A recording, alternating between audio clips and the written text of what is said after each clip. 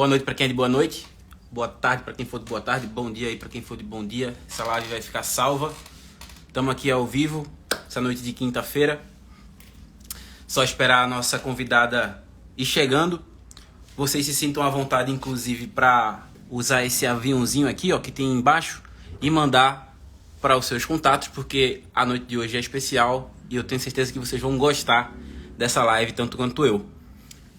Nossa convidada acabou de entrar. Deixa eu só fazer o convite aqui para ela.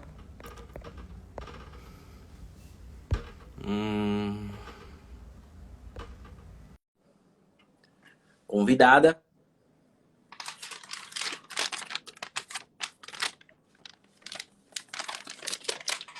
Valquíria Niterói na casa. Olá, Tudo bom, Val? tudo bem, tudo bem. Você tá me ouvindo bem? Ouço bem, você me vê bem, ouve bem?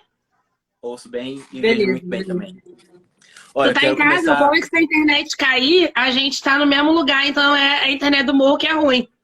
É verdade. Inclusive, fica aqui a nossa nota de repúdio para a internet em todos os morros desse Brasil, né? Veja só, Exatamente. quero, né, mais uma vez, agradecer especialmente você ter aceitado o convite para estar aqui com a gente essa noite. Né? Vou ter uma apresentação aqui bem breve, né? E depois eu quero dar as palavras a você, né? E, né, já adianto que a casa é sua. Mais uma vez, é um prazer inenarrável estar com você aqui essa noite com a gente, tá bom? Pessoal, Valquíria Niterói, ela é graduanda em Pedagogia pela UF, que é a Universidade Federal Fluminense, moradora do Morro do Palácio, em Niterói, é ex-vereadora da cidade pelo PCdoB e atualmente ela é subsecretária de Cultura da cidade. E é uma honra poder apresentar para vocês o rolê de Valquíria Niterói na literatura. E Val, para a galera que ainda não teve a oportunidade de te conhecer, para quem te conhece um pouquinho, fala um pouquinho de você, se apresenta aí, como eu te falei, a casa é sua, a casa é nossa. Bom, primeiro eu tô muito feliz de estar aqui. Quem me conhece sabe que eu sou muito despachada, assim, né? Não é uma questão pra mim falar e tal, mas quando você me chama pra essa live eu fiquei super nervosa, assim. Porque, enfim, eu acompanho o trabalho do Literária Negra, acompanho as pessoas, né, com quem você tem trocado ideia e tal, e aí eu falei, cara, será que vai, sei lá, eu vou dar conta da parada? Mas estou muito feliz de estar aqui. Acho que é um espaço importantíssimo. Acho que o Litera faz um trabalho que é muito necessário para a nossa galera, que é popularizar o diálogo sobre o que é nosso, né? Sobre coisas que ainda nos parecem, às vezes, inacessíveis, com uma linguagem acessível, enfim. Acho que tem uma parada, para mim, que sou pedagoga, uma questão didática muito importante. Bom, como você falou um pouquinho, né? Eu acho que tem algumas. Eu sempre fico em dúvida quando as pessoas me pedem biografia, porque os meninos que trabalham comigo me zoam que eles falam que eu sou um super trunfo. Dá para puxar para quase qualquer coisa. E de fato eu me sinto atravessada por muitas identidades, né? Mas algumas delas, para mim, são mais marcantes, eu acho que conduzem um pouco mais da minha história até esses nomes finais que a gente apresenta, né? Eu sou originalmente professora, sou professora de ensino fundamental, sempre digo que essa é a primeira identidade que eu conheço. Antes de eu me entender como qualquer coisa, eu me entendia como educadora. Estou em sala de aula desde os 15 anos de idade e só saí em 2020 quando assumi o mandato de vereadora aqui na cidade. Sempre encarei a sala de aula como o meu espaço de militância, né? Inclusive, entro na universidade com a perspectiva de me organizar através da educação, né? E aí, muito no início dessa trajetória, saí do curso normal aqui em Niterói, no IEPIC, que é uma escola tradicional, que é o primeiro instituto de educação, né, de formação de professores da América Latina, um espaço que eu agradeço muito. E sair já no segundo ano, eu acho que essa é uma parte importante assim, da trajetória, porque depois a gente vai falar um pouquinho sobre o meu rolê com a literatura negra, né? E a minha trajetória, e eu me sinto uma pessoa negra que teve oportunidades que jovens negros não têm. Então eu passei grande parte da minha vida em circuitos muito embranquecidos, né? Por muito tempo. Até entrar na rede pública, eu fui. E peraí, que a Muriel quer participar da live, mas eu vou ter que botar ela pra fora. Por muito tempo, eu fui a única professora negra das escolas em que eu dei aula, porque eu sempre dei aula em escolas de classe média. Saio do ensino médio já trabalhando em escolas, que embora tivessem um perfil super alternativo, progressista e tal, eram ambientes extremamente embranquecidos e que me inseriram num ciclo de enfim, de contato com a realidade na perspectiva da branquitude, né? Do que está colocado como cultura, como, enfim, erudição e etc. E aí eu passo esse tempo da vida em sala de aula, começo a me organizar politicamente de maneira mais firme. Quando venho para a universidade, não era muito o meu rolê a coisa do movimento estudantil, eu já tinha uma relação muito forte com a perspectiva racial, né? Para mim já era o conflito que estava colocado na centralidade da educação. E aí eu passo a me organizar politicamente, querendo organizar o movimento negro na universidade. Mas aí você descobre que o movimento negro na universidade é um negócio super complexo, né? E inclusive pelas características que eu carregava naquele momento, que era de estar absolutamente adaptada aos signos da branquitude, eu tinha muita dificuldade de me organizar dessa maneira na universidade especificamente. E aí fui mergulhar para outras áreas que acabaram me levando à militância organizada. Nunca tive perspectiva eleitoral, sempre falei que eu não queria, sempre disse que o PCdoB tem uma estrutura super verticalizada, né? Eu sempre disse que o meu projeto era virar intelectual orgânica e ir para o Comitê Central. E aí, em 2018, com a cláusula de barreira, os partidos lançaram muitas candidaturas, né?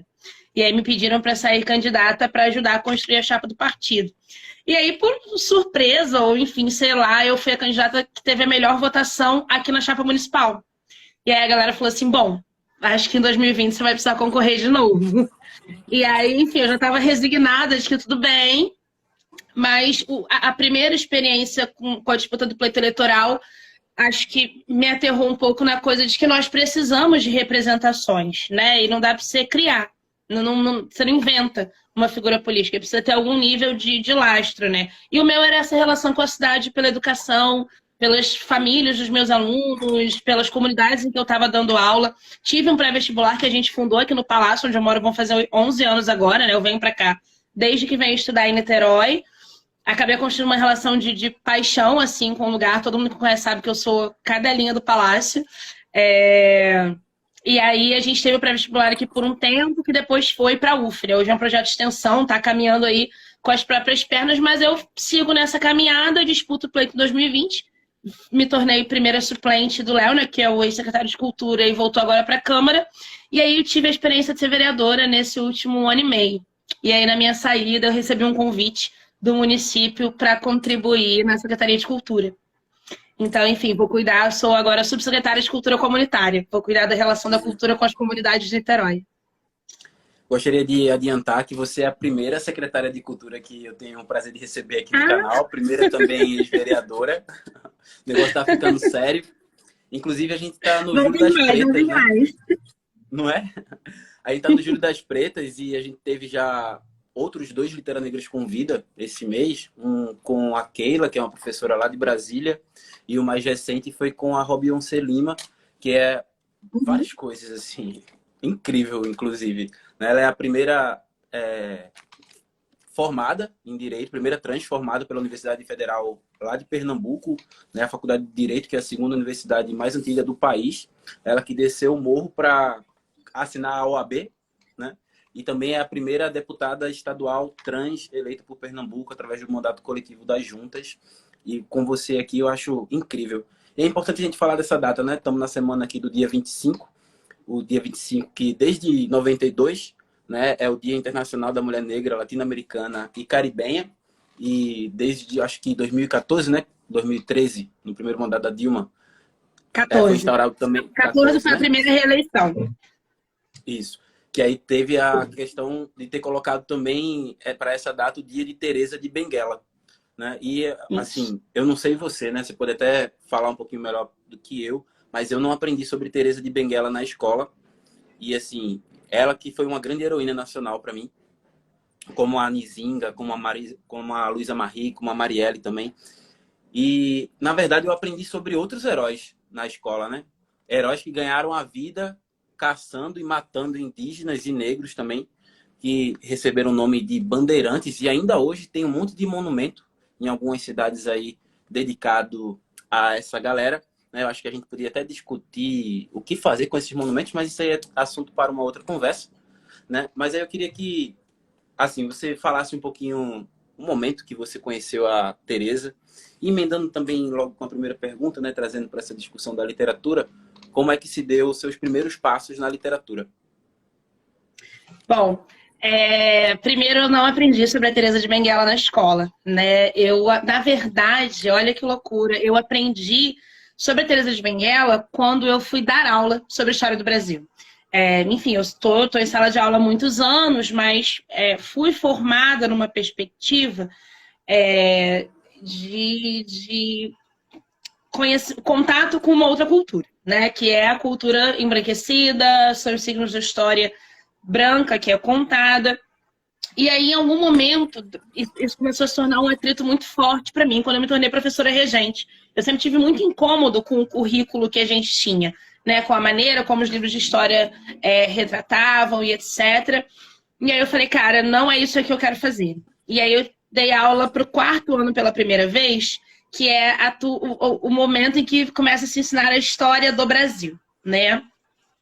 E aí, na época, eu estava estudando Gramsci, e estava fazendo uma discussão sobre a linguagem e as palavras e etc. E eu estava muito aficionada nisso, e eu comecei a pirar muito em como a história do Brasil era contada errado, né? Então, quando eu abria o livro de história, tava lá descobrimento do Brasil, eu falava, cara, mano, não é descobrimento, é invasão, a gente precisa trocar as palavras que são utilizadas para dizer a verdade sobre essa história. Porque a linguagem camufla as violências que foram, né, perpetuadas e naturalizadas. E esse não era um movimento fácil para mim, porque como eu vivia em ambientes extremamente embranquecidos, era muito difícil perceber a reprodução desse racismo nessas coisas mais sutis que passam como coisas do dia a dia. Mas isso começa a me incomodar muito, muito, muito, muito. E eu comecei a mergulhar em pesquisas para levar outra história para as crianças. E é aí que eu me encontro com Teresa de Benguela. Né? É aí que eu me encontro com as revoltas quilombolas. No ensino fundamental, a gente tem um ano passando por Zumbi dos Palmares, né? E mais nada. E aquele tradicional caiu porque houve traição. Então, dentro também, os negros se odiavam. Né? Teresa de Benguela, inclusive, quando eu fui estudar, assim como Luísa Maim, assim como Nzinga, se diziam que não eram figuras reais, né? Elas tinham sido mulheres e que se construiu alguma coisa mítica sobre. Então, é mais ou menos nesse momento, né? Só quando eu vou para a regência da sala de aula, já lá para os meus 20 e tantos anos.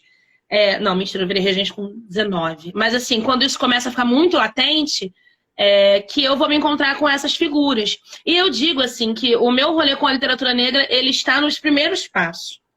Né? Eu tive uma formação...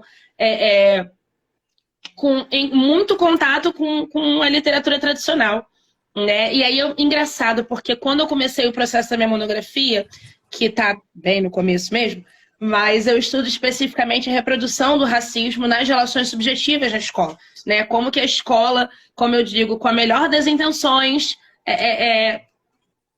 produz desigualdade racial a partir da formação de vida das educadoras, né? Ninguém dá aquilo que não tem. Então, se eu não reconheço a minha identidade racial, se o racismo para mim não é uma questão, eu não tenho por que combatê-lo, eu não vou enfrentá-lo no dia a dia, porque eu vou sequer percebê-lo. E aí, quando eu sentei com a minha orientadora pela primeira vez para conversar sobre o que eu queria fazer, eu escrevi um projeto lá, todo ortodoxo.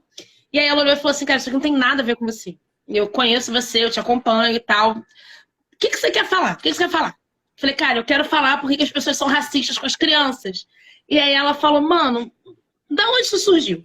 Eu falei, ué, da minha vida inteira na escola, vendo os outros ser racistas com criança. E aí ela falou, então por que você não conta essa história? Na escola. Aí eu falei, porque não pode. É monografia, isso aqui é um estudo acadêmico, o negócio fica contando história. Aí ela falou, lista pra mim todas as grandes mulheres negras que têm aparecido como escritoras. De que elas falam? Aí eu fiquei tipo, de histórias sobre o racismo, né? Há uma teorização, mas se você for olhar a Bell Hooks, que é a primeira com quem eu tenho contato, que é quando eu vou para o Ensinando a Transgredir, que para mim ali está a semente de muitos questionamentos que brotaram para mim, né? Sobre como a experiência de ter a escola numa comunidade negra, como viver em comunidades negras, muda a perspectiva do tipo de educação, porque você consegue preservar ali valores tradicionais que a perspectiva da modernidade europeia tirou de nós. E aí ela falou, Bell Hooks conta o quê? Eu falei, histórias, experiências, né? E aí ela falou assim, por que você acha que a sua história não deve ser contada? E ela falou, então faz uma coisa, leia mais dessas mulheres aí e vê um caminho para contar essa história. E aí é nessa que eu mergulho, no encontro com mulheres negras. E aí eu sigo um pouco com a Bell Hooks. E aí qual que é a grande chave para mim, né? Do que me desperta para essa coisa de decolonizar o olhar? Absolutamente todos os conceitos que as chaves conceituais que eu utilizava para interpretar situações, para interpretar fenômenos, e eu sempre fui muito apegada à questão das teorias, e eu sou materialista de formação e por convicção, porque acredito que o materialismo é uma lente para observar o mundo e não uma cartilha dogmática. Sempre me preocupei com a base, né, dos conhecimentos e das coisas. Eita, Messias voltou? Deu uma piscada, tá aí. Eu tô aqui. E aí eu percebo que todas as chaves conceituais que eu utilizava a partir de referenciais teóricos europeus existiam na literatura negra, construído de maneira empírica e teorizada por mulheres negras, por homens negros, né? E aí eu acho que isso vira uma chave de autonomia do pensamento para mim. Quando eu dizia que eu queria me tornar uma intelectual orgânica, logicamente, meu partido, novo nome, né? Ela vai dizer que eu vou me tornar uma estranha de dentro. E assim acabo descobrindo novas chaves para olhar a realidade, né? Não é que eu tenha abandonado os meus referenciais, mas eu passo a olhar a realidade com uma ótica racializada que faz total diferença no que eu produzo e na maneira como eu enxergo o mundo. Eu sou realmente iniciante, né? Eu não sou especialista nas grandes mulheres negras, estou no início de uma caminhada, mas vira uma chave para a realidade, né? Deixa eu só tirar uma dúvida aqui, porque às vezes tem um delayzinho.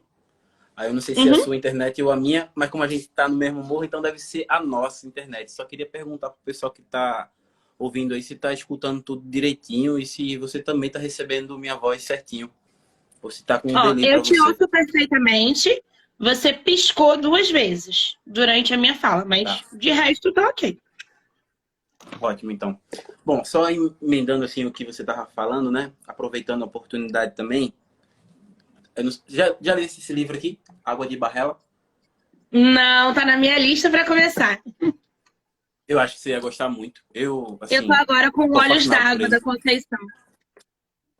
Eu amo também. Inclusive tem um vídeo lá no canal sobre esse Olhos d'Água. E tem o mais recente que é sobre esse livro Água de Barrela, que é de Eliana Alves Cruz. É um romance histórico incrível, sim. E acho que serve como lente também para a gente olhar um pouquinho como foi o passado, que não está tão distante assim da gente. Né? Ela faz um recorte de 170 anos, mais ou menos, a partir de um dos seus ancestrais, que chega no Brasil em Uhum. 1849, coisa de 20 anos depois de terem proibido o tráfico transatlântico de escravizados. Né? E aí vai mostrando a transição do Império para a República e alguns fatos históricos que aconteceram, né, e que marcaram a sociedade brasileira a partir de personagens reais. Né? Uma coisa muito interessante que tem logo no início do livro é tipo uma árvore genealógica que conta desde os seus primeiros ancestrais que chegaram ao Brasil até os que foram escravizados, né, 3 gerações, até chegar na geração dos pais dela e dela e de seus irmãos. O que Diferente é raríssimo do para que a nós, gente né? viu lá. E diferente do que a gente vê naqueles 100 anos de solidão do Gabo, né, que também tem uma árvore genealógica, o que a gente encontra aqui no Água de Barrela são personagens reais, de carne e osso, que experimentaram transformações sociais também. Que muitas vezes observavam o atraso na lei, né? Às vezes a sociedade acaba caminhando muito mais na frente do que as próprias leis. Quando a própria Lei Áurea foi assinada em 88, sim, apenas 10% da população africana e de seus descendentes ainda era escravizada, né? A maioria já estava em liberdade. Você está me ouvindo? Travou um pouquinho aí? Não sei se foi a minha ou se foi a dela. Eu acho que travou. Talvez a dos dois. Val? caiu, mas deixa eu ver aqui se ela consegue voltar. Vocês estão me ouvindo bem, gente? Golpe. Convidei novamente aqui. Estou aqui. Voltamos. Voltamos. Estava dizendo desse livro, né, da Eliana. E eu queria que você comentasse pra gente assim, um livro que tenha te marcado e por quê. E foi nesse momento também, né, do contato com a Bel, com a Teresa de Benguela, que você também teve o contato inicial com esses autores negros. Olha, dos livros que eu tive privilégio de conseguir explorar agora, eu diria que o Memórias da Plantação, da Grada Quilombo.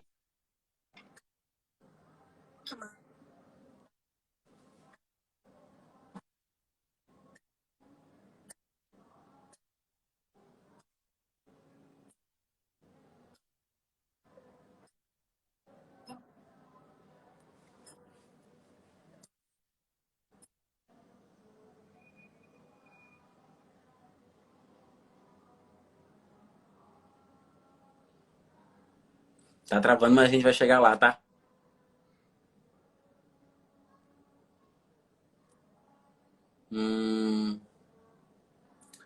Aproveitar a oportunidade, né, enquanto tá meio travando e ela vai voltar. Confere lá esse vídeo do Litera Negra, ficou muito bom, modéstia à parte. Eu acho que vocês podem gostar.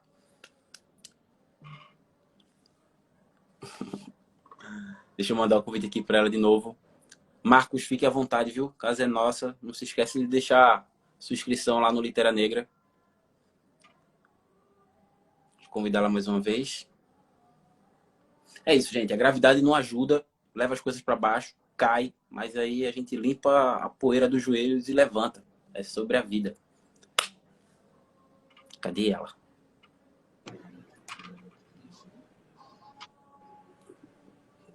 Voltei? Voltou. Me ouve? Eu acho que é a ouço. minha tá pior hoje. Acontece nas melhores famílias. Mas bora. Lembra de onde a gente estava? Você estava comentando sobre esse contato com os autores negros e ia falar também... Oi? Tu super picotou pra mim. Eu tava falando da Grada, né? Enfim, eu acho que ela tem uma... Isso, E a Grada, ela explora várias linguagens, né? Ela é artista plástica, performática, ela é escritora.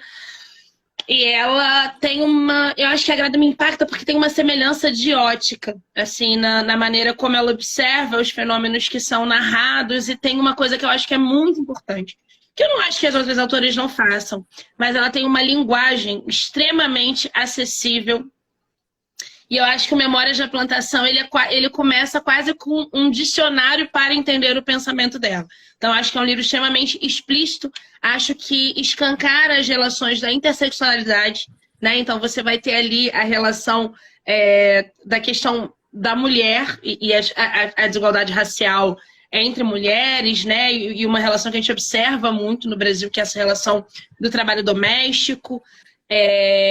Explora uma perspectiva de gênero bem aprofundada no sentido da linguagem, né? Eu sou fissurada pelo rolê da linguagem, assim, porque eu acho de fato que a linguagem ela não molda o nosso pensamento, mas ela reflete o que a sociedade constrói sobre as coisas. Então eu acredito de fato que transformações sociais precisam refletir na mudança daquilo que a gente concebe sobre as coisas, né? E eu acho que são pontos que me cativam muito. Eu acho um livro sensacional, assim, para mim toda vez que eu faço algum trabalho sobre a questão racial para pessoas que não têm contato, eu indico esse livro, porque eu acho que ele é um abre-portas, assim, e tem uma parada que eu curto muito, que ela aborda, que é uma perspectiva que eu acho que o Fanon abre, que é sobre a questão de como o racismo age na psique, né? Como a nossa psique, numa sociedade pós-colonialista, racista, estruturada sobre o racismo, se comporta de maneira a proteger esse sistema. Então, em Nós Negros e na Branquitude, a construção do outro, essa relação de como o racismo nos faz temer o outro e projetar nele aquilo que é o que não queremos da sociedade, a culpabilização, como se constrói psiquicamente, para mim, que tem uma relação muito imbricada com a educação, e que hoje observo esse prisma, né, de como o racismo vai se reproduzir ali nas micro-relações, com a melhor das intenções do mundo, né? Mas eu sempre zoo que a escola é tipo um inferno, tá cheia de boa intenção. Acho que a Grada, ela destrincha bem isso no Memórias da Plantação. Então, acho que, sem dúvida nenhuma, o livro mais impactante para mim é esse. Maravilhoso também. Tem até um vídeo dele no canal. Gosto bastante. Como o Fanon também, que também tem um vídeo sobre o Pele Negra, Máscaras Brancas.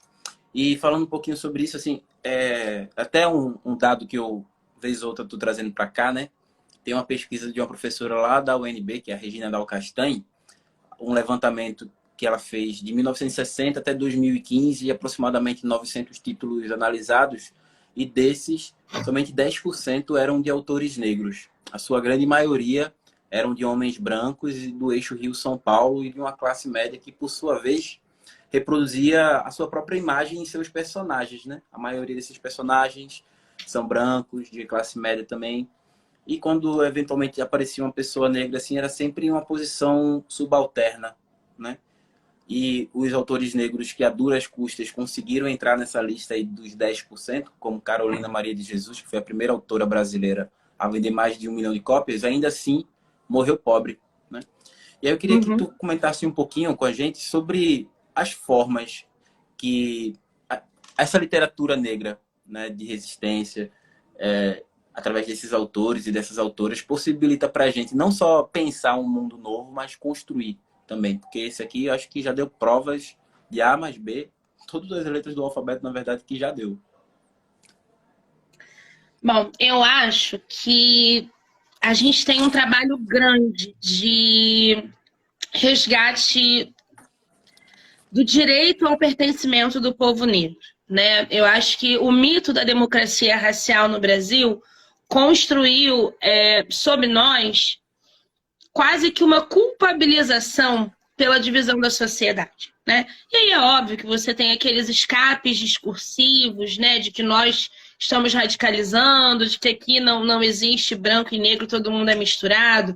Mas quando você vê a comunidade negra reivindicar o seu lugar, reivindicar aquilo que a branquitude sempre fez, você vai ver um discurso de radicalização de que nós somos divisionistas, né? E aí você tem uma grande parte dessa população negra que não é letrada academicamente, que não vai estar nos grandes espaços de discussão, que a militância não alcança, com um constrangimento de reivindicar o direito de ser negro, né? O direito de querer consumir a sua própria cultura, né? Até porque nas condições objetivas, eu acho que eu me sinto um pouco fruto desse modus operandi do negro pobre. Quanto mais branco a gente aprende a ser, mais oportunidade a gente tem.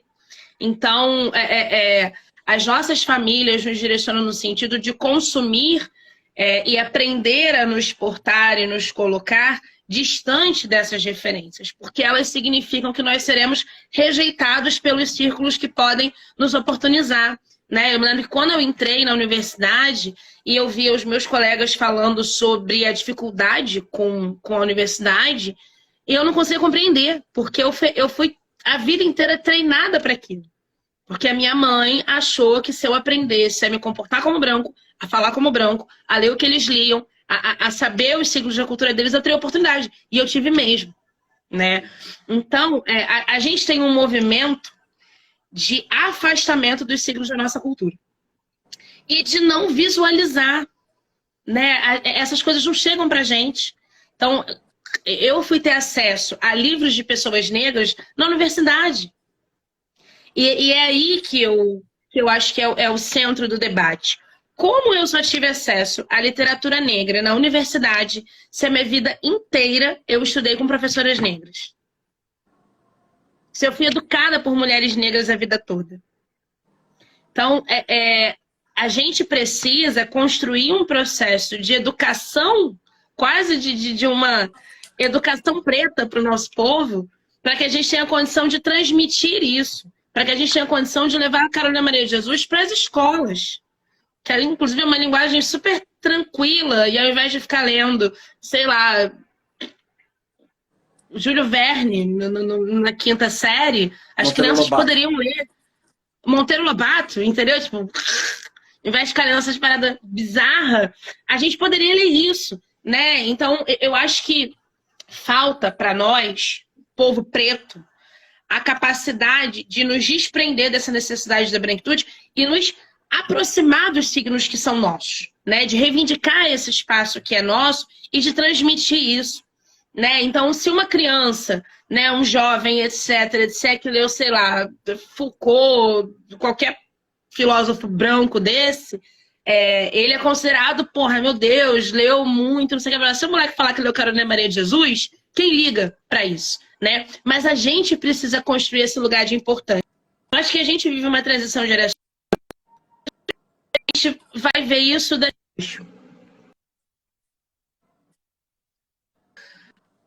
De novo?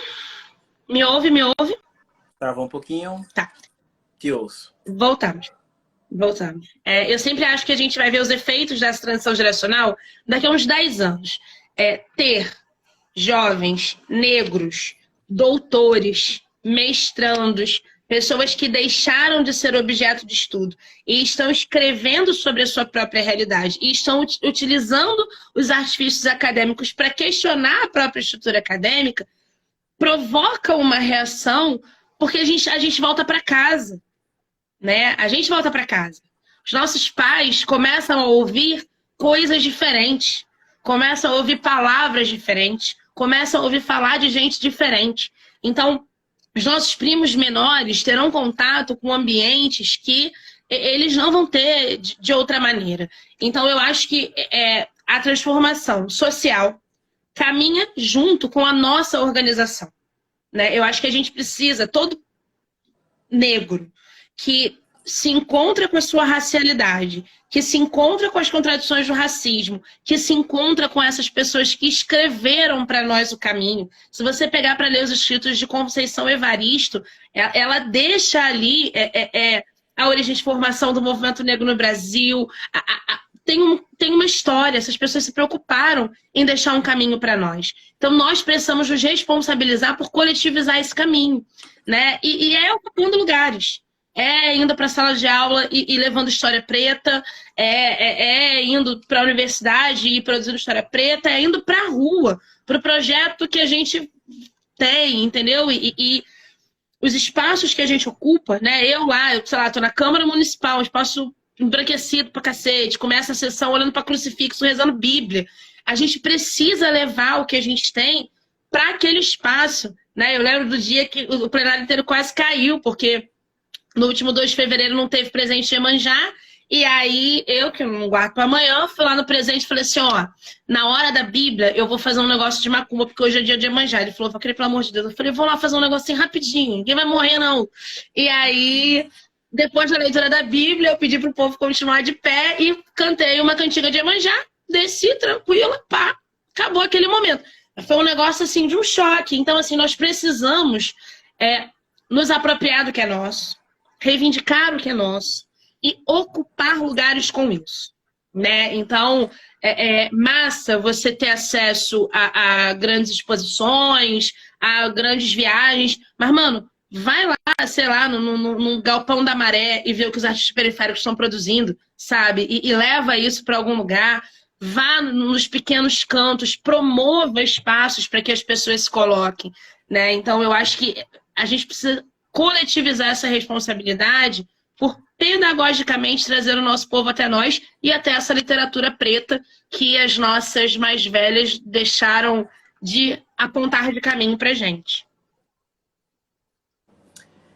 Quero só informar para o pessoal que está entrando no decorrer da conversa que essa live vai ficar salva aqui no Instagram e depois vai estar subindo para o nosso canal também lá no YouTube. Vocês já se aproveitam, pode se inscrever e tacar o dedo no joinha, colocar quantos comentários quiserem para impulsionar aí no engajamento, que já fortalece, né? Val, queria que você comentasse um pouquinho sobre essa atuação, né? Como mulher negra, bissexual, favelada, né? Que desce o morro para conseguir a graduação, né? E ainda sobre a ocupação desses espaços, né, que são políticos e públicos também, né, mas que a gente tem uma experiência histórica de ausência de corpos negros nesses espaços, né? A gente acompanha, por exemplo, tem um livro incrível que inclusive também tem um vídeo lá no canal, que é o Feminismo Latino, Afro-Latino-Americano, da incrível Lélia Gonzalez. Ela, uma série de artigos, desde a divisão racial do trabalho, a ocupação, né, dos corpos negros na sociedade. E é muito interessante, né, para a gente faz um link também com o que você estava falando sobre o livro da Grada, do Memórias de Plantação. Eu queria que você comentasse um pouquinho sobre sua experiência pessoal como, né, uma mulher negra, uma mulher que carrega tantas características, né, carrega tantos estereótipos também, e está ocupando um espaço que é majoritariamente branco, feito pela branquitude e para a branquitude. Tá. Eu acho que assim, tem alguns atenuantes na minha passada por esses espaços, na minha presença nesses espaços. Porque eu acho que eu sou fruto de um movimento de impulso da sociedade, de figuras nossas, né? Então, eu sou contemporânea a Marielle, a Talíria, a mulheres negras que surgem num cenário de evidência e que passam a ser reivindicadas como uma necessidade, né? Existe uma parte do povo pobre que não quer mais ser representado por quem não vive o que ele tem, e da galera mais abastada que precisa cumprir algum nível de responsabilidade social. Então, se incumbe da responsabilidade de projetar figuras que foram oprimidas socialmente e se cria um espaço para que figuras como a minha surjam. Então, eu acho que isso é um atenuante. Eu não tenho certeza que não sofri como Benedita provavelmente sofreu, né? Então, são duas paradas que eu acho que dividem. Eu acho que tem a questão da minha própria trajetória, né? Quando eu falo dessa trajetória, eu vou abreviar pra caramba, assim, mas essa é uma história de família mesmo, que eu acho que acaba dando um contorno muito diferente para as minhas possibilidades. O meu avô foi assassinado no final da ditadura, era um homem negro, retinto e tal, envolvido com a militância política, foi assassinado por um coronel lá em São Gonçalo, e a minha avó muito desestabilizada, eles pobres, cada tia pegou um sobrinho para tomar conta. Minha irmã tem mais 2 irmãos, então eram 3 filhos. E a minha mãe ficou na casa da parte mais abastada da família. E aí, assim, as primas faziam curso de várias coisas e tal, e ela, muito sagaz, aprendeu o modus operandi da classe média, né? Ela aprendeu como aquilo se portava. E desde que a gente era pequena, e aí minha mãe, enfim, parou de estudar, parou de prosseguir nos estudos quando eu nasci e tal, e foi virar mãe em tempo integral, depois veio a minha irmã, mas ela assumiu para ela a responsabilidade de nos criar para ter responsabilidades. Então, tudo aquilo que ela achou ali que era importante, ela transferiu pra gente. Então, a minha mãe literalmente treinava. Se eu perguntasse à minha mãe, se eu falasse legal na minha casa, a minha mãe dizia, essa palavra é proibida. O que é legal? Você está falando sobre legalidade? E eu falava, não, mãe, uma coisa maneira. O que é maneiro? Encontra um sinônimo no dicionário. Tipo, qualquer coisa, era proibido usar gíria na minha casa, a gente tinha que sentar para aprender a usar todos os talheres de um aparelho de jantar, eu aprendi a bordar e fazer pintura de qualquer coisa, minha mãe lia em inglês, eu tinha que traduzir. Então, assim, ela nos criou para dominar o acesso a esses espaços. Então, isso me deu muita possibilidade de me movimentar dentro dos espaços que eu acessei.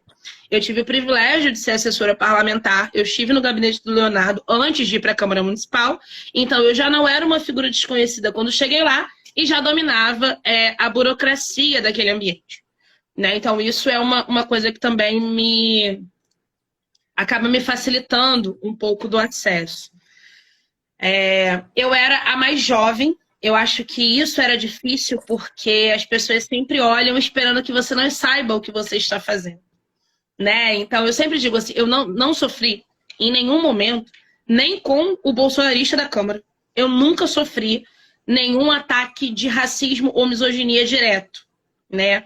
Era tudo, até porque nós estamos em Niterói, eu acho que essa é mais uma atenuante. Niterói é uma cidade de tradição progressista, embora seja extremamente dividida, embora tenha um monte de fascista, embora tenha um monte de racista, a desigualdade racial em Niterói seja absurda, você tem um ciclo de políticas do campo progressista que cria um certo constrangimento sobre determinados comportamentos. Então, todo mundo que estava lá dentro da Câmara comigo sabe que não dá para olhar para minha cara e me mandar calar a boca, não dá para levantar a voz, não dá para fazer uma série de coisas. Então, era tudo muito dentro da sutileza, né? Então, tem um espaço importante e as pessoas não te convidam, tem uma discussão importante e as pessoas acham que você não está entendendo o que elas estão falando. E aí eu acho que entra a parte fundamental, que é ter sido professora. Porque se tem uma coisa que professor tem, é jogo de cintura, é aprender a lidar com a parada mais, assim, adversa e fazer aquilo ali funcionar. Então, na verdade, eu tinha um ótimo relacionamento com os meus colegas. Eu sempre brinco que a Câmara, ela é um multiverso próprio, assim. Tem um outro universo ali dentro em que todo mundo é outra coisa. Outra coisa. Né? As pessoas mais bizarras que tu vê aqui fora, lá dentro, você fala, que isso? Não é fulano, não é possível, esse cara não tá fazendo isso. Então, eu acabei construindo ali relações de sobrevivência. Né? Não sofri violências diretas, fui ajudada em muitos momentos por muitas pessoas que eu não esperava, né? Presenciei violências bizarras, acho que eu dividi o plenário com outras 2 mulheres pretas, com características absolutamente diferentes das minhas, né? E eu reconheço aí os traços do machismo, por exemplo, né? Então, os corpos não desejáveis para aquele público são tratados de uma maneira e eu era tratada de outra. Consigo ver tudo que existiu naquele ambiente, mas eu não tive essa experiência. O que eu sinto, assim, de impacto muito forte é essa sala de espera, né? Em que você não é ouvido a priori. Eu acho que isso talvez seja o impacto e a coisa que eu mais senti. Essa possibilidade das pessoas te deixarem no canto. Até porque eu era uma vereadora suplente. Embora muitas pessoas não levem isso em consideração, outras levam, porque a política tem uma conta, né? Então, eu acho que hoje eu tenho absoluta consciência do que é preciso fazer para existir nesses lugares. Propositalmente, eu não me proponho a fazer certas coisas. Então, isso. Eu sou uma mulher bissexual, eu sou candomblessista, eu sou assumidamente não monogâmica, eu tenho uma série de posicionamentos sobre a vida que eu não me proponho. Eu vou em boteco, eu bebo cerveja, eu faço as coisas. E eu me proponho... eu me proponho a não mudar isso, porque eu acho que isso é pedagógico. E aí eu vou enfrentar questões por isso? Vou. As pessoas vão no ambiente mais duro, né? Nos círculos mais fechados de poder, as pessoas vão me desrespeitar por isso? Vão. Mas eu preciso impor essa verdade. Para eu não morrer, porque eu acho que se eu tivesse que ficar usando taillé, me fingindo de branca, eu não ia sobreviver, eu ia durar 1 mês, ia ter um infarto do coração, ia morrer, ia ficar louca. E 2, porque eu acho que o nosso povo, que botou gente como eu lá, precisa ver gente normal existir. Né? Precisa saber que existe uma outra perspectiva. Então, assim, eu considero que a minha trajetória é, de alguma maneira, diferente de outros colegas que eu presenciei, né? Com perfis semelhantes. Mas eu também acho que eu me coloco num lugar de impor certos limites daquilo que a política pode fazer comigo. Porque se eu adentro a política e me comporto exatamente como aqueles velhos brancos, ou como qualquer outra pessoa, não tem por que eu ir para lá. Né? Eu preciso ir para aquele espaço fazer alguma coisa diferente, me portar de maneira diferente. Então, acho que essa tem sido um grande aprendizado, tem sido uma quebra de perspectiva todos os dias, né? Precisa ter estômago, tem que tomar omeprazol. Política não é para quem tem o coração muito à flor da pele. A razão precisa imperar, as escolhas nem sempre são as que parecem melhores. O seu senso de justiça é testado o tempo todo, mas eu acho que você precisa ter no foco o objetivo do que você foi fazer ali. Né? Eu não fui para lá ser igual aos outros, Eu fui para lá ser o que a gente é na nossa vida e permitir que outras pessoas como eu cheguem até lá. Então, acho que é isso, assim. Tem sido um aprendizado árduo, mas importante, importante. Espero levar outras pessoas como eu quando eu voltar. A gente tem passado, né, por um momento bem tumultuado da nossa história recente, mas se eu for olhar direitinho assim, talvez tenha tido tumulto por aqui desde junto com as caravelas, né? Costumo dizer que Mercúrio retrógrado chegou junto com as caravelas, estacionou em cima da gente e tem sido só inferno astral já há tipo uns 500 anos. E a gente continua lutando pelo nosso direito à memória. Acho que muito dessa conversa diz respeito a isso, muito dos livros que a gente foi comentando aqui dizem respeito a isso também. E é um direito de memória que não é respeitado nem quando a gente morre, né? Porque recentemente, né, na semana passada, tivemos mais uma chacina aqui e o Excrementíssimo estava levantando suspeitas sobre uma das vítimas, né, a Letícia Salles, que era uma senhora, mãe, avó, que estava cuidando de uma festividade da igreja na comunidade e foi alvejada por um tiro de fuzil, né? E se a gente for falar de chacina, assim, tem uns dados mais recentes, né, que das 5 chacinas com maior número de vítimas no Rio de Janeiro, tem 3 dessas 5 que aconteceram nos últimos 2 anos, período de pandemia, período também que o Supremo determinou a suspensão de operações policiais nas comunidades, né? E, inclusive, eu lembro do próprio Cláudio Castro, governador aí que herdou do Witzel, né, o mandato, reclamando que, na verdade, essa ação do Supremo fez com que marginais viessem morar no Rio de Janeiro, o que é uma grande surpresa para mim, porque, assim, eu conheço marginais que cresceram politicamente no Rio de Janeiro, que tem casa em Vivendas da Barra, né? Enquanto mora em Brasília, mas ainda tem a sua residência lá, inclusive com vizinhos que gostam de colecionar coisas como fuzis, né?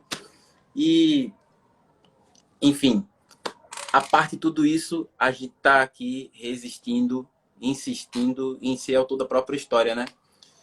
E eu gosto muito de lembrar também de uma experiência incrível que a gente teve na América, que é a Revolução Haitiana, né? Que é a única história, a única revolução feita por escravizados que acabou com a escravidão. Não satisfeitos, eles foram lá e proclamaram a República. No meio de tudo isso, assim, um pouco caminhando para o final também, por conta do tempo da live, queria que você comentasse sobre um pouquinho, né? Sobre a perspectiva de futuro que a gente pode ter, né, diante das coisas que estão postas. A gente está em um período, né, antecedendo o período eleitoral, mas que as soluções não estão imediatamente no dia 1º de janeiro, né, que a gente ainda vai ter que lidar com muitas das coisas que a gente está experimentando hoje mais para frente. O bolsonarismo não vai ser derrotado tão somente com a derrota de Bolsonaro nas urnas, né, e que você possa comentar como é que o povo negro, a população LGBTQIA+, os explorados da terra que o Fanon falou, pode se organizar para a gente reverter esse quadro e, como a gente estava falando no início, né, não só pensar no mundo novo, mas construir um mundo melhor também. E aí você já emenda para as considerações finais também, tá bom? Beleza. Retomando um pouco do que você falou, eu acho que... Eu costumo dizer que o povo negro não conhece democracia. O povo negro não conhece democracia burguesa. Se hoje você vê a classe média se levantando contra a queda do Estado Democrático de Direito, é porque eles começam a experimentar uma parcela daquilo que nós sempre vivemos, né? Então, não existe propriedade privada na favela. Não existe direito civil na favela. Não existe trânsito em julgado na favela. Uma coisa que eu descobri que existia quando o Lula foi preso. Para nós, a gente é preso quando a polícia te pega, né? Então, eu acho que momentos como esse, e aí já falando sobre esse cenário futuro, o Brasil tem uma democracia incompleta, uma democracia falsa e que se estrutura para não se aprofundar. Mas no momento em que as classes médias, né, são balançadas pela ruptura desse sistema, e nós vivemos a ruptura de um sistema, eu estou vendo boa noite de pessoas aqui, queridas, nós estamos vivendo a ruptura do sistema democrático, sem dúvida nenhuma, desde o golpe de 2016, que é um golpe que se começa a se ensaiar lá em 2013, né, muito parecido com o que já aconteceu antes no Brasil, o que acontece ciclicamente em toda a América Latina, toda vez que as ex-colônias passam a se projetar como potências econômicas e a se emancipar. Eu acho que a emancipação do Brasil nesse sentido, nesse momento, é essencial. Nós temos uma onda de retomada democrática na América Latina, né? E nós precisamos nos conectar com essa identidade latina, primeiro de tudo, né? Passar a nos enxergar não como uma herança portuguesa, mas como uma terra que está aqui do lado de uma galera que já fez suas revoluções, que já fez seus processos democráticos, que tem processos que a gente deveria observar de independência, de convivência democrática entre etnias diversas, né? Então, enfim, eu acho que a gente tem uma série de experiências aqui ao redor que precisam empurrar esse vento para cá também. E nesse momento que essas classes se sentem estremecidas, é o momento da gente empurrar para que essa democracia se aprofunde, né? Se a gente tem uma tomada de negros, mulheres, pessoas trans na última eleição, isso precisa se aprofundar agora. Ao mesmo tempo, o acirramento com o fascismo nos leva a crer que não existe possibilidade para o novo, né? Eu sempre falo, votarei em Lula, acho que o candidato deve ser o que tem número para derrotar Bolsonaro, então logo é Lula, mas acho que é um fracasso da nossa geração que o nosso Lula ainda seja o Lula. Não termos produzido uma liderança nacional capaz de conduzir e de esperançar o nosso povo para um outro futuro é uma deficiência da nossa geração, né? Eu reconheço, e na tradição que eu vivo, ancestralidade é posto, quem vem agora bate cabeça para quem veio antes, mas nós precisamos produzir um futuro que dê resposta aos desafios contemporâneos desse país, que nunca foram respondidos, mas que agora se levantam com uma outra voz, né? Porque se hoje um jovem de 15 anos aqui da minha favela, que não tem contato com a universidade, não tem contato com nada, mas se você perguntar para ele, ele sabe que ele é preto. Se você pegar uma menina de 14 anos do ensino fundamental da escola pública hoje, ela sabe que ela é mulher, ela diz que ela é feminista. Existe hoje a possibilidade de se conectar com o nosso povo e de, a partir dessas identidades que foram ignoradas historicamente, mobilizar a nossa população. A gente precisa usar isso para virar esse jogo, para virar essa chave. Eu acho que agora é o momento da gente interromper o avanço do fascismo. Então, eleição é tudo? Não. Se eleição fosse tudo, a gente tinha ganhado a última. Que significa que a gente tinha o povo, né? Se nós perdemos, é porque nós não tínhamos o povo. É porque a igreja neopentecostal tinha o povo. É porque o pastor da birosca da esquina tinha o povo. É porque o deputado miliciano tinha o povo. É porque o tráfico tinha o povo, mas a gente não tinha. Então nós precisamos recuperar o contato com o povo para que a gente possa estruturar essa democracia para que ela seja de fato representativa. Óbvio que esse não pode ser o nosso objetivo final, né? Então, é preciso ganhar a eleição. Sim, porque a máquina do Estado ainda ordena as nossas vidas. Eu posso querer viver sob qualquer sistema, mas se o policial vier aqui e meter bala na minha casa, eu tenho o Estado determinando o espaço que me cerceia, né? Enquanto a polícia mata jovens dentro de casa, nós temos o Estado se portando para manter aquilo que é dele. Então, nós precisamos tomar o Estado. Precisamos tomar o governo, sem achar que ter o governo é ter o Estado. Ter o Estado significa dominar hegemonicamente e ideologicamente as nossas instituições, né? Que deveriam representar os interesses de todos. Então, essa é a virada. Acho que foi o nosso erro histórico da última vez que chegamos ao poder. Acreditar que ter o governo era ter o Estado. Acreditar que a nossa democracia caminharia com as próprias pernas, respeitando as instituições, e a gente vê a maneira como elas estão agora. Então, caminhando para o final, assim, eu sou uma pessoa extremamente esperançosa, né? Eu acredito em transformações, senão eu deitava e morria, ou arrumava um velho rico e ia andar de lancha. Mas eu acho que a gente tem... Oi? Tentador, não, pensei alto aqui, você ouviu, né? Não, eu ainda não desisti dessa. Eu posso usar o dinheiro dele para fazer doações para movimentos sociais. Também tá tudo bem. Mas eu acho que a gente tem caminho, né? Eu acho que a nossa geração tem muitas oportunidades que as gerações passadas não tiveram. Acho que principalmente a nossa geração já viu um Brasil que podia ser diferente, né? Nós já vivemos um período na história do Brasil que não existiu em 500 anos, que nós nunca tínhamos visto. E nós podemos ter mais do que isso. Eu acho que saber que o próximo horizonte não é o fim da linha é que tem que nos manter. Nós precisamos caminhar numa direção. Nós precisamos interromper o fascismo, retomar o Estado brasileiro, retomar as instituições, restituir a democracia, ainda que frágil que nós tínhamos. Mas nós precisamos, a partir disso, continuar. Radicalizar a democracia, encontrar o povo e, principalmente, racializar a democracia brasileira. Precisa ser um país que saiba que cada pedra que tem no chão foi colocada por uma mão preta. Então, nós precisamos passar de cabeça erguida nesse chão que a gente colocou. Eu acho que é isso. Eu estou muito feliz de ter estado aqui contigo. Estou com uma raiva aqui da nossa internet compartilhada do Morro, mas acho que, apesar de tudo, fluiu, a gente conseguiu trocar. Sigo sempre à disposição da troca afetiva e cheia de ideia e que alimenta essa esperança aí, porque amanhã chega. Todo tempo ruim sempre passou e o próximo a gente vai fazer com a nossa mão, então vai ser bonito best. É isso. É sobre isso.